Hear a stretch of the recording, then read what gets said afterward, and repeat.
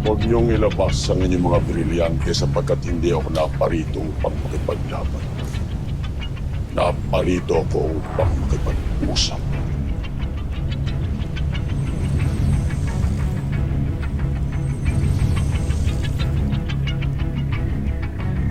At ano ang ating pag-uusapan? Alam ninyong lahat na mayroon akong isang anak na nawawala. At nalaman ko na ito ay nasa pangangalaga ni Elena. Kaya't pinuntahan ko siya upang maayos na makapag-usap at ibigay niya ng payapa ang aking anak. Subalit nagmatigas ang inyong kapatid. Kaya siya ay sinaktan mo. Nasaktan siya dahil lumaban siya. Nasugatan siya dala ng kanyang sariling kagagawan. Alam ninyong lahat na hindi ko nais na sumiklab ang digmaan sa pagitan natin. Lalo na't nakapagbigay ako ng pangako kay Akil ng habang buhay na kapayapaan mapasa akin lamang ang aking anak. Kaya't malaking insulto ang ginawa ni Elena sa kasunduan namin ni Akil. At kung hindi niya ibibigay ang aking anak, ay sinasabi ko sa inyo, muli akong magtatakda ng panibagong digmaan. Bagay na alam kong hindi niyo iibigin kaya nakikiusap ako sa iyo, amihan. Kausapin mo ang iyong kapatid na si Elena upang ibigay ang aking inihiling. Dahil kung hindi, sinasabi ko sa inyo, walang katapusang digmaan ang ating pagsasamahan. Walang karapatan si Elena na kunin o ilayo man sa akin ang aking anak. Maayon ako sa iyo, Hago. Dahil surinan ninyo ni Lila Sari ang inyong anak. Hindi ko nais na makialam pa kayo. Kung gano'n, ay nagpapasalamat ako sa iyo, amihan, sapagkat naunawaan mo at nakikita ang aking katuwiran. Bagay na dapat sana ay naiintindihan din at nakikita ni Elena.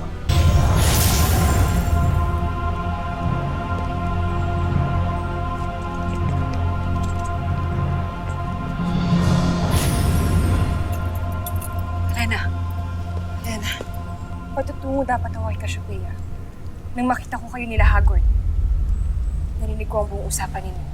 At ano ang dahilan? Kinuha mo ang anak ni Hagord. Makinig kayo sa akin. At sasabihin ko sa inyo ang tunay na dahilan. Yan ang dahilan kung bakit namin itinago ni Cassiopeia ang anak ni Hagord at ni Desari. Dahil makakasama ito sa buong Encantadia. Lalo na't kapag lumaki ang bata kay Hagord.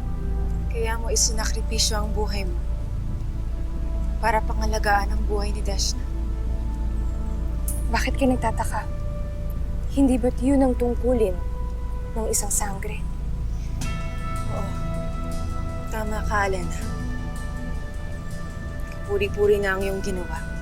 Ngunit hayaan mong kausapin ni Danaya si Cassiopeia. Pagkat kailangan kong makatiyak na tunay ang iyong tinuran. Huwag sanang sumama ang iyong loob. Ngunit digmaan ang nakasalalay dito.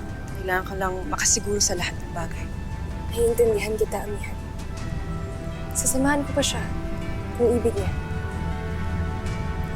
Kung gano'n ay tayo na.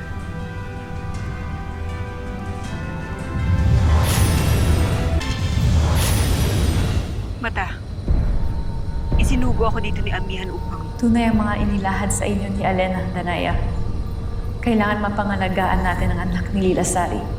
Dahil kapag ang bata ay nasa kanyang tunay na ama, kasawian ng Encantadia ang magiging dulot niya.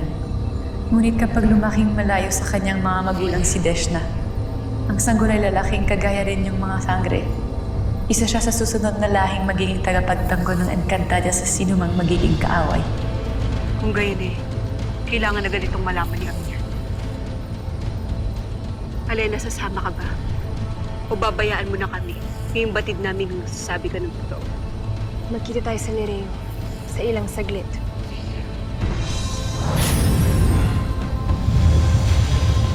Cashnea et tua de Casilva et sangre. Cashnea telum de codelo. Edo Cashnida.